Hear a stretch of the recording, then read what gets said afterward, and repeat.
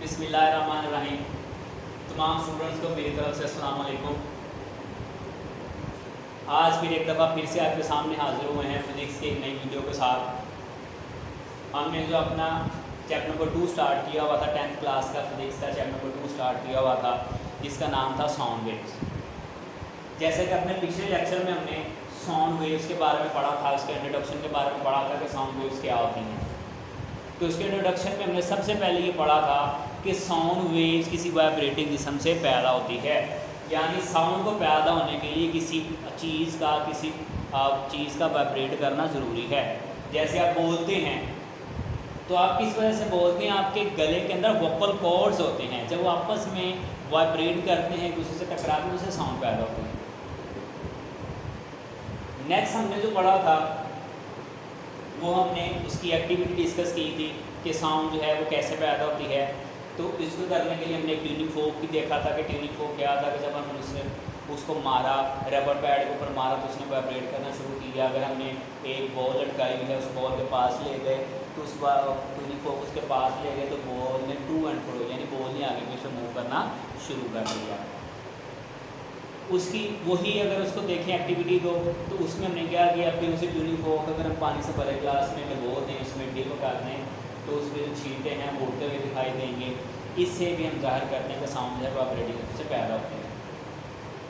फिर जो नेक्स्ट हम लोगों ने डिस्कस किया, उसमें हम लोगों ने ये डिस्कस किया कि साउंड के लिए किसी मटीरियल की मौजूदगी ज़रूरी है। उसमें हमने देखा कि आपके पास एक बेल जार था, उसके अंदर हमने एक घंटी रखी हुई थी। जैसे ही बैटरी ऑन किया तो घंटी ने बजना शुरू कर दिया। जैसे ही वो घंटी ने बजना शुरू कर दिया तो उससे क्या हुआ, उसके अंदर आपको आवाज़ उसकी सुनाई देना शुरू हो गई। उस बेल जार के नीचे हमने जो है वो एक वैक्यूम पंप रखा हुआ था। जैसे हमने उस वैक्यूम पंप की मदद से उसकी सारी की सारी हवा को रिमूव किया, निकाल दिया, तो घंटी तो बज रही थी लेकिन उसकी आवाज़ हमें सुनाई नहीं दे रही। तो जैसे ही दोबारा हमने जो है वो उसमें हवा दाखिल की तो वो घंटी जो थी उसकी आवाज़ हमें दोबारा सुनना शुरू हो गई। इससे ये जाहिर होता है कि साउंड है वो वाइब्रेटिंग से पैदा होती है। तो हम नेक्स्ट टॉपिक की तरफ चलते हैं। जो आज का हमारा लेक्चर है वो हमारे पास है कैरेक्टरिस्टिक ऑफ साउंड की मुख्तलिफ खसूसियात। तो जैसा कि इस चैप्टर का नाम है साउंड वेव्स, जैसा कि हमने प्रीवियस लेक्चर में पढ़ चुके हैं, अब दोबारा आपको बताता चलूँ कि इसमें हम वाइब्रेशन के बारे में ही पढ़ेंगे। हम साउंड के बारे में पढ़ेंगे, साउंड की वाइब्रेशन के बारे में पढ़ेंगे। इसके अलावा हमारे पास कोई भी टॉपिक नहीं होगा, क्योंकि साउंड वेव से रिलेटेड है तो हम साउंड के बारे में ही डिस्कस करेंगे। जो आज का हमारा टॉपिक है कैरेक्टरिस्टिक ऑफ साउंड, उसमें हम देखते हैं हमारे पास 4 इसकी खसूसियात होती हैं। जो फर्स्ट वन हमारे पास आती है वो है लाउडनेस, जो सेकंड वन हमारे पास आती है उसकी पिच है, थर्ड वन जो हमारे पास आती है उसकी क्वालिटी है, और जो फोर्थ वन हमारे पास आती है वो उसकी इंटेंसिटी है। ये साउंड की खसूसियात हैं। यह साउंड की हमारे पास 4 खसूसियात हैं, लाउडनेस है, पिच है, क्वालिटी है और फिर उसकी इंटेंसिटी है। जो फर्स्ट वन अगर हम उसको डिस्कस करें तो हमारे पास है लाउडनेस।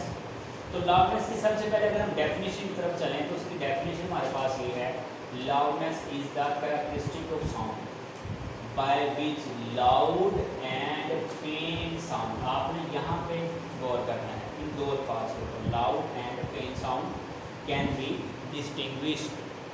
तो अगर इसकी डेफिनेशन को हम देखें तो उसका मतलब ये है कि लाउडनेस साउंड की वो खसूसियत है बाय जिसमें हम लाउड एंड फेंट, एक बुलंद आवाज़ में और एक फेंट यानी कम आवाज़ में फ़र्क कर सकते हैं। यानी साउंड की ऐसी खसूसियत, अगर हम इस प्रॉपर डेफिनेशन देखें तो इसकी प्रॉपर डेफिनेशन ये है कि साउंड की ऐसी खसूसियत जिसकी वजह से हम एक बहुत ही बुलंद आवाज़ और एक बहुत ही मध्यम आवाज़ में फ़र्क कर सकते हैं, तो हमारे पास लाउडनेस कहलाता है। अगर इसकी एग्जांपल देखें हमारे पास, when we talk to our friend, जब हम अपने किसी दोस्त से बात कर रहे हों, आवर वॉइस इज़ लो, तो हमारी जो आवाज़ होती है वो कम होती है।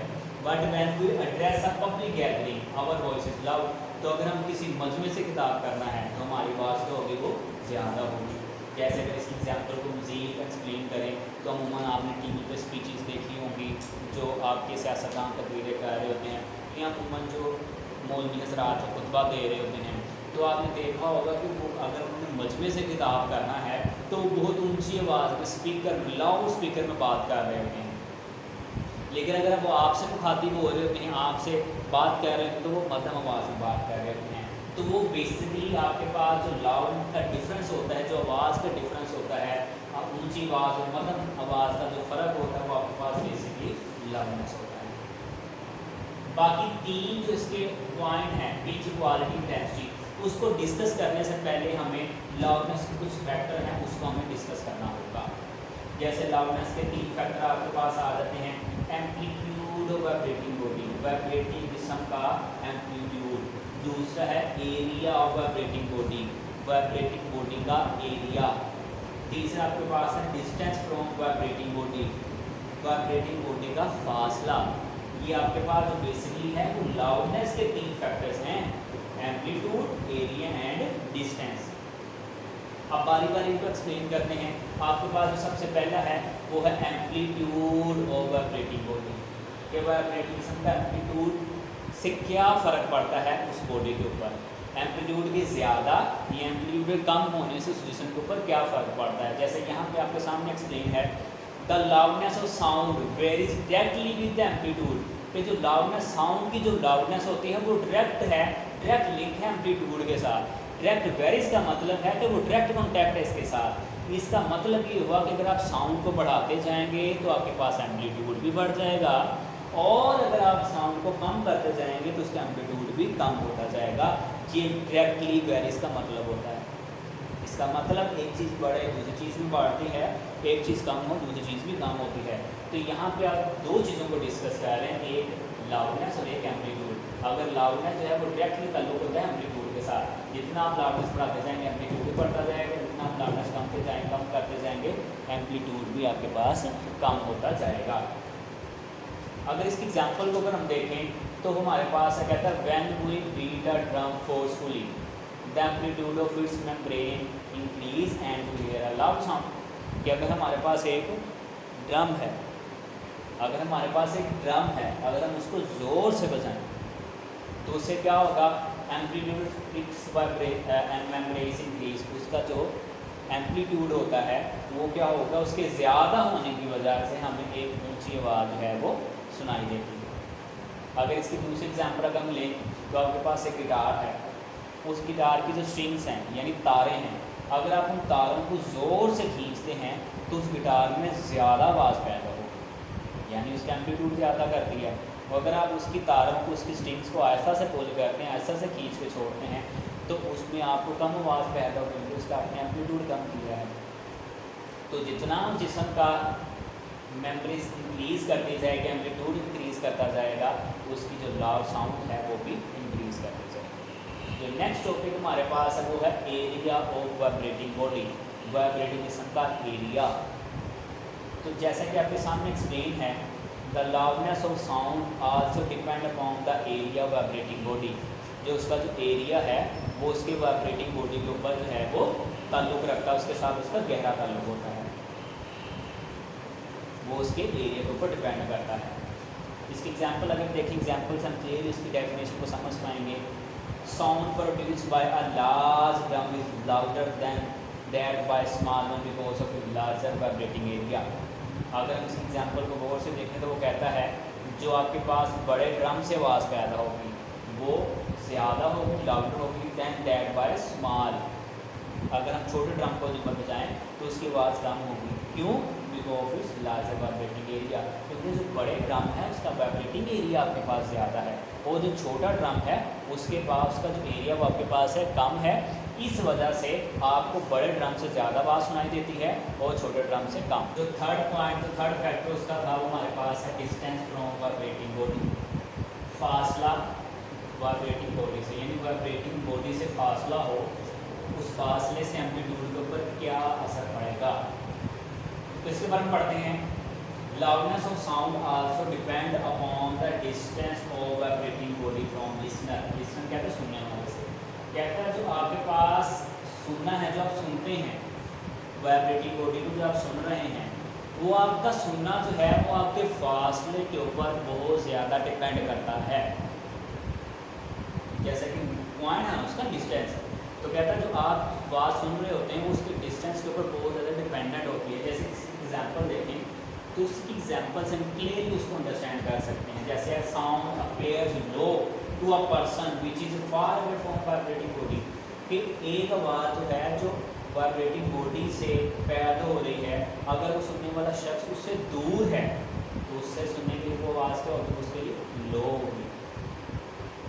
And louder to a person which is close to vibrating body, और ऐसा शख्स जो वाइब्रेटिंग बॉडी के पास मौजूद है उसके लिए वो ज़्यादा होगी। और ये दूर होना ज़्यादा होना की चीज़ को शो करता है डिस्टेंस को, यानी अगर आपका फासला बहुत ज़्यादा होगा तो आपको कम आवाज़ सुनाई देगी, और अगर आपका फासला उस वाइब्रेटिंग बॉडी से कम होगा तो आपको ज़्यादा आवाज़ सुनाई देगी। नेक्स्ट अगर हम जो करैक्टरिस्टिक ऑफ साउंड की जो नेक्स्ट प्रॉपर्टी थी, जो उसका जो दूसरा पॉइंट था हमारे पास है पिच। तो पिच क्या है? Pitch is the characteristic of sound by which we can distinguish between a shrill and a grave sound. तो पिच जो है वो आवाज़ की वो खसूसियत होती है जिसकी वजह से हम फ़र्क कर सकते हैं श्रिल एंड अ ग्रेव, एक भारी और एक बारीक आवाज़ में। यानी साउंड की ऐसी खसूसियत जिसकी वजह से हम एक भारी और एक बारीक आवाज़ में फ़र्क कर सकते हैं, वो हमारे पास पिच कहलाता है। अगर इस एग्जांपल को अगर हम गौर से देखें, उसको समझे, तो हम पिच की डेफिनेशन को क्लियरली अंडरस्टैंड कर सकते हैं। उसकी एग्जांपल है the frequency of the voice of ladies and children is higher than man. जो आपके पास लेडीज़ होते हैं और जो बच्चे होते हैं, जो ख़वातीन हैं, उनकी जो साउंड है वो आपके पास ज़्यादा होती है मर्दों से। क्यों? क्योंकि it is due to the difference between its pitch. उनकी पिच में फ़र्क की वजह से जो ख़वातीन और बच्चे होते हैं उनकी जो आवाज़ है वो ज़्यादा होती है इनसे मर्दों से। अगर हम नेक्स्ट प्रॉपर्टी देखें तो नेक्स्ट प्रॉपर्टी हमारे पास है क्वालिटी। इसकी डेफिनेशन ये है the characteristic of sound by which we can distinguish between two sound of same loudness and which is called quality. यानी क्वालिटी जो है वो आवाज़ की ऐसी खसूसियत है जिसकी वजह से हम दो चीज़ों के दरमियान फ़र्क कर सकते हैं। हम दो चीज़ें कौन सी हैं? एक आपके पास लाउडनेस और एक पिच है। यानी आवाज़ की ऐसी खसूसियत जिसकी वजह से हम लाउडनेस और पिच में फ़र्क कर सकें, यानी दो आवाज़ें लाउडनेस और पिच इन दो आवाज़ों में फ़र्क कर सकें, वो हमारे पास क्वालिटी कहलाता है। उसकी एग्जांपल से क्लियरली हम उसकी डेफिनेशन को अंडरस्टैंड कर पाएंगे, समझ पाएंगे।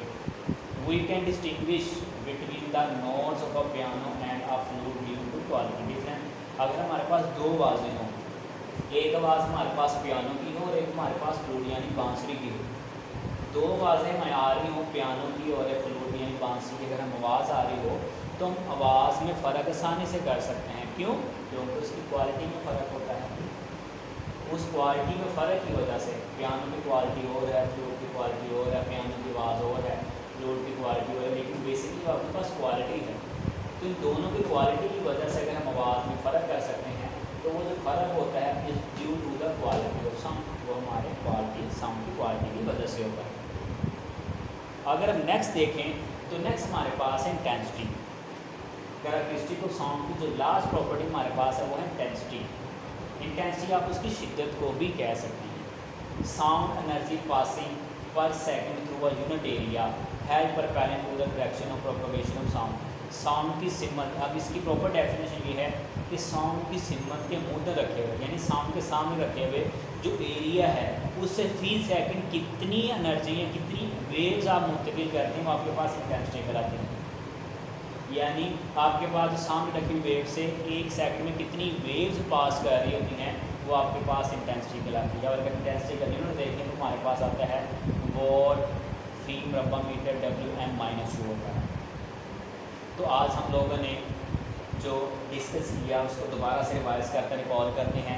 आज हमने सबसे पहले जो पढ़ा वो पॉइंट यही था कैरेक्टरिस्टिक ऑफ साउंड। तो कैरेक्टरिस्टिक ऑफ साउंड में हमारे पास चार जो उसकी प्रॉपर्टीज़ थी, उसके बाद लाउडनेस थी, पिच थी, क्वालिटी और इंटेंसिटी थी। जब हम लोगों ने लाउडनेस को डिस्कस किया तो लाउडनेस को डिस्कस करने के लिए सबसे पहले हमें उसकी जो एम्पलीट्यूड को डिस्कस करना पड़ा, यानी उसके जो तीन फैक्टर थे एम्पलीट्यूड, उसका एरिया, उसका डिस्टेंस। यानी जितना एम्पलीट्यूड ज़्यादा होगा उसका वाइब्रेटिंग किस्म का उतना ही उसका एम्पलीट्यूड आवाज़ पैदा होगी, जितना उसका एरिया ज़्यादा होगा उससे ज़्यादा आवाज़ पैदा होगी। थर्ड पॉइंट आपके पास है डिस्टेंस, जितना उसका फासला ज़्यादा होगा उतनी ही आपके पास आवाज़ कम होगी। जो हमने इसकी तीन जो फिर नेक्स्ट प्रॉपर्टीज़ पढ़ी वो पिच थी, जिसमें हम एक श्रिंक और एक रेग यानी भारी और बेग आवाज़ में फ़र्क कर सकते हैं, वो पिच कहलाता है।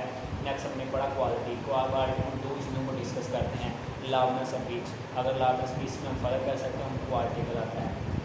जो इंटेंसिटी हमने पढ़ा, इंटेंसिटी कहते हैं शिद्दत को, यानी 1 सेकंड में या उस वक्त में जितनी वेव्स साउंड वेव्स आपके पास पास करती हैं वो आपके पास इंटेंसिटी कहलाता है। नेक्स्ट इंशाल्लाह आपके सामने फिर हाजिर होंगे। अपना बहुत सारा ख्याल रखिएगा। अल्लाह हाफ़िज़।